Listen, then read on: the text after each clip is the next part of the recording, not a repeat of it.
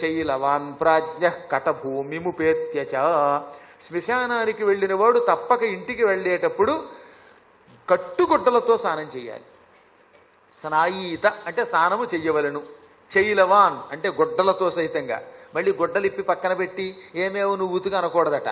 ముందు తన కట్టుగుడ్డలతో తను స్నానం చేసి అప్పుడు ఆ తడిగుడ్డలు కావాలంటే సబ్బెట్టి ఉతికించుకోండి.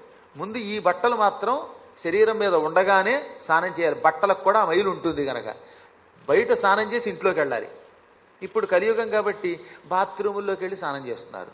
కానీ సాధ్యమైనంత వరకు బయట స్నానమే మంచిది. ఒకవేళ బయట కుదరకపోతే అప్పుడు కాస్త పసుపు రాసుకుని మగైనా ఆడైనా అప్పుడు స్నానం చేయాలి. నేను ఏమన్నా ఆడదాన్ని ఏంటండి పసుపు రాసుకుని స్నానం చేయడానికంటే మనందరం భగవంతుడి దృష్టిలో స్త్రీలమే, ఆయన ఒక్కడే పురుషుడు.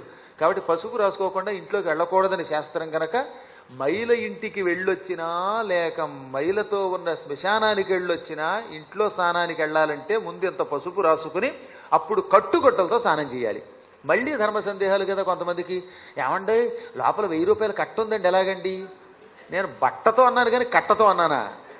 ఆ కట్టను అలాంటి అడిగేవాడి నమ్మి నేనేం పట్టుకుపోను కదా. కాసేపు లేదా అక్కడెక్కడ పెట్టండి.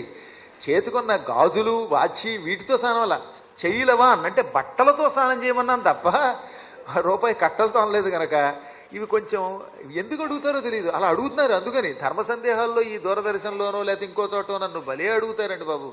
లేకపోతే దొరికానని కావాలని అడుగుతారో నిజంగా సందేహంతో అడుగుతారో.